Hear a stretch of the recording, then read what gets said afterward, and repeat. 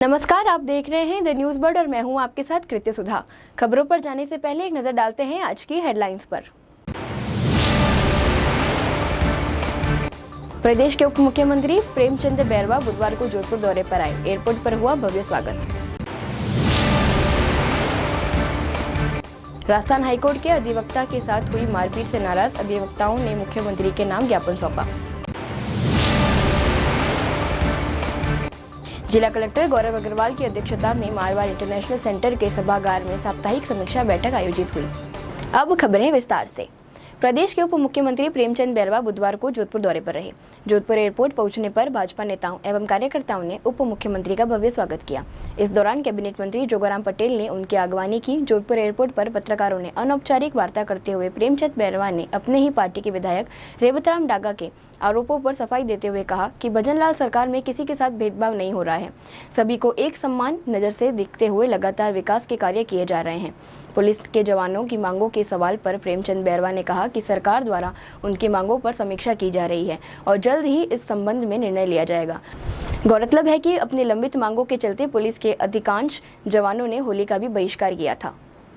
देखिए, ऐसा कुछ नहीं है, काम सबके हो रहे हैं। और जो राजस्थान में यशस्वी मुख्यमंत्री भजनलाल जी शर्मा जी जो है पूरे विधानसभा 200 की 200 में कोई बिना भेदभाव के काम दे रहे हैं और अच्छा काम हो रहा है राजस्थान में। जो सोच नहीं सकते थे उससे ज़्यादा काम राजस्थान में हो रहा है। ऐसा कुछ नहीं है, बता रहा हूँ।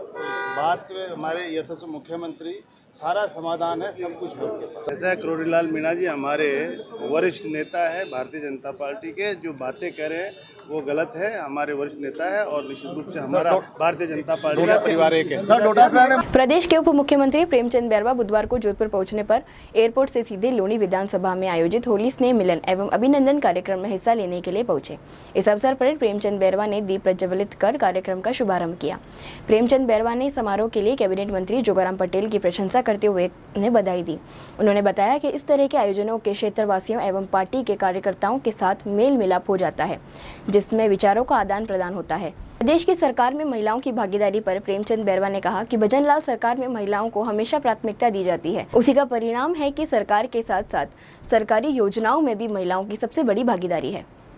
हमारे माननीय मंत्री जी जोगाराम जी को कि आपने एक राजनीति से ऊपर उठकर हमारे यशस्वी मुख्यमंत्री भजनलाल जी शर्मा जी की जो सोच है और उस सोच को इस लूणी विधानसभा में ये दृश्य देखने को मिला है कि उस सोच को आप यहाँ सचमुच में करके दिखाने वाले, जो राजनीति से, जाति से, धर्म से उठकर लूणी के विकास के लिए एक होली स्नेह मिलन समारोह में एक लूणी के विकास की गंगा बहाने के लिए सभी राजनीतिक पार्टियों को एकजुट करके और ऐसा समारोह आपने आयोजित किया।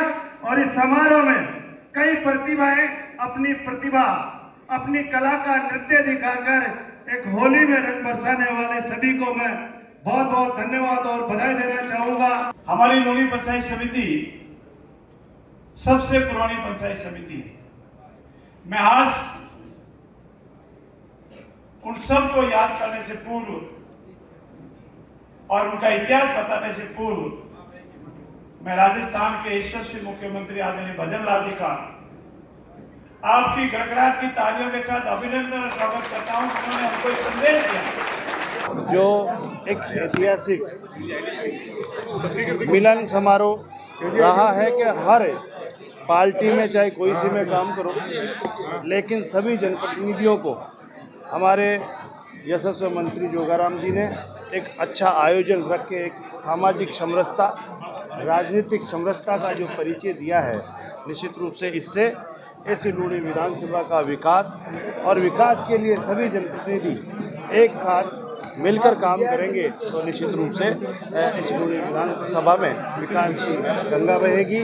और एक अच्छा आयोजन, ये सबको संदेश देने वाला आयोजन है कि ऐसा आयोजन रख के हम एक समरसता का पाठ पढ़ाएं और हमारे आने वाले जो जनप्रतिनिधि बनेंगे उनको भी इन संस्कारों से हमारे आने वाली जो राजनीति है वो दलगत की नहीं होकर एक अच्छी राजनीति से, आप गलत कह रहे हो, हमारे तो सबसे ज़्यादा महिलाएं की भागीदारी हो रही है। आज हर जगह महिलाएं आगे हैं और महिला की जो पोटेंशियलिटी है, जो महिलाओं का काम करने की क्षमता है, अच्छी है और हर जगह राजनीति में महिलाएं अच्छा काम कर रही है। जिला कलेक्टर गौरव अग्रवाल की अध्यक्षता में मंगलवार को मारवाड़ इंटरनेशनल सेंटर के सभागार में साप्ताहिक समीक्षा बैठक आयोजित हुई।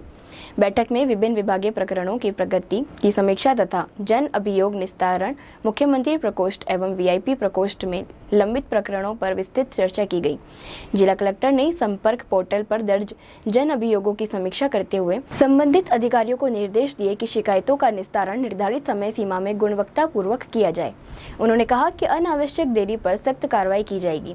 मुख्यमंत्री प्रकोष्ठ, वीआईपी प्रकोष्ठ और विभिन्न आयोगों में लंबित मामलों की समीक्षा कर अग्रवाल ने निर्देश दिए कि इन प्रकरणों का शीघ्र एवं प्रभावी निस्तारण सुनिश्चित किया जाए।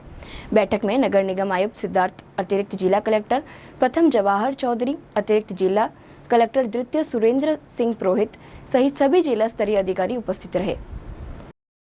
होली के अवसर पर राजस्थान हाईकोर्ट के अधिवक्ता के साथ कुछ असामाजिक तत्वों द्वारा मारपीट किए जाने से नाराज अधिवक्ताओं ने राजस्थान हाईकोर्ट एडवोकेट एसोसिएशन के अध्यक्ष रत्नाराम ठोलिया के नेतृत्व में मुख्यमंत्री एवं कानून मंत्री के नाम ज्ञापन सौंपा गया।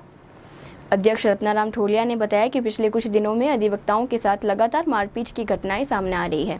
वहीं होली के अवसर पर अधिवक्ता राजेंद्र के साथ कुछ असामाजिक तत्वों ने मारपीट की, लेकिन इसके बावजूद पुलिस प्रशासन द्वारा कोई उचित कार्रवाई नहीं की जा रही है, जिसके चलते अधिवक्ताओं में असुरक्षा की भावना उत्पन्न हो रही है। इसलिए इस तरह की घटनाओं पर रोकथाम करने के लिए एवं उचित कार्रवाई की मांग करते हुए आज जिला कलेक्टर को मुख्यमंत्री एवं कानून मंत्री के नाम ज्ञापन सौंपा गया।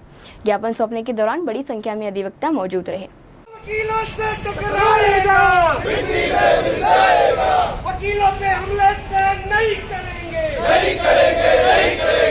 हमारे अब की पिछले कुछ काफी दिनों से अधिवक्तों पर हमले हो रहे हैं। उसको लेकर ना तो प्रशासन ना कोई सरकार कोई गंभीर नहीं है। अधिवक्ताओं की जान की कीमत के इनके लिए कोई मोल नहीं है। तो हम आज राजस्थान हाईकोर्ट एडवोकेट एसोसिएशन के मार्फत इनके द्वारा जो हमारे यहाँ राजेंद्र होली के मौके पर हमारा अधिवक्ता राजेंद्र है, उनके साथ मारपीट की गई असामाजिक तत्व द्वारा, उसको लेकर हमने ज्ञापन दिया। उसकी ना गिरफ्तारी हुई ना कोई कार्य हुई। उसी को लेकर हमने अब माननीय मुख्यमंत्री जी को और लॉ मिनिस्टर को अपने ज्ञापन दिया कि इनको तुरंत गिरफ्तार करे और कार्य करे। और उनके साथ ही हमने जो पिछले अभी जैसे नाव में है पुष्कर में हमारे अधिवक्ता के साथ मारपीट, उनकी मृत्यु हो गई और इनके अनेक घटनाएं हैं जो आए दिन अधिवक्ता से हो रही है, जिसको लेकर ना तो सरकार ना प्रशासन कोई गंभीर नहीं है। ये बहुत ही बड़ा मुद्दा है। इसलिए हमने जो एडवोकेट प्रोटेक्शन एक्ट है उसकी मांग की है, उसको जल्द से जल्द लागू किया जाए और वकीलों की सुरक्षा का ध्यान रखा जाए, उनके हितों का ध्यान रखा जाए। अगर हमारी मांगे कार्य पूरी नहीं होगी तो हमारे इस को आंदोलन को उग्र रूप से दिया जाएगा और जिसकी जिम्मेदारी प्रशासन की होगी। सत्यनारायण ठोलिया, अध्यक्ष राजस्थान हाईकोर्ट एडवोकेट जोधपुर। यहाँ वक्त हो चला है एक ब्रेक का। ब्रेक के बाद भी खबरों का सिलसिला जारी रहेगा। बने रहिए द न्यूज़ बर्ड के साथ।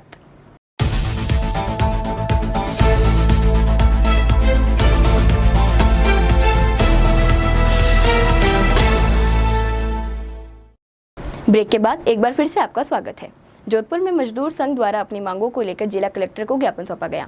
मजदूर संघ का कहना है कि भारत सरकार द्वारा 1 फरवरी 2025 को प्रस्तुत बजट में जहां आयकर सीमा बढ़ाकर कर्मचारी जगत को राहत दी गई, डेयरी उद्योग, मत्स्य उद्योग को भी राहत प्रदान की गई, परंतु वित्त मंत्री को बजट पूर्व बैठक में भारतीय मजदूर संघ द्वारा दिए गए सुझावों पर अपेक्षा के अनुरूप पूरी तरह कार्रवाई नहीं की गई, जिसको लेकर मजदूर संघ में नाराजगी है। भारतीय मजदूर संघ की यह मांग है कि आईपीएस पेंशनरों की न्यूनतम पेंशन ₹5,000 तत्काल की जाए व अंतिम तौर पर वेतन का 50% महंगाई राहत पेंशन का भुगतान किया जाए। इसके अलावा अन्य कई मांगों को लेकर ज्ञापन सौंपा गया।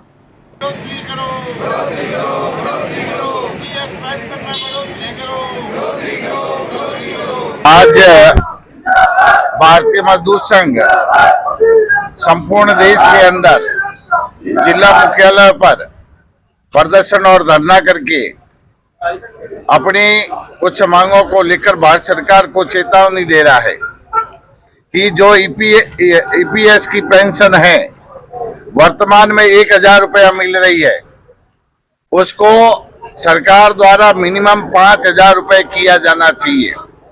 इस महंगाई के दौर में और जिस प्रकार से महंगाई दिनों दिन बढ़ती जा रही है, ऐसे में 1,000 रुपए की पेंशन बहुत कम अपने रहती है।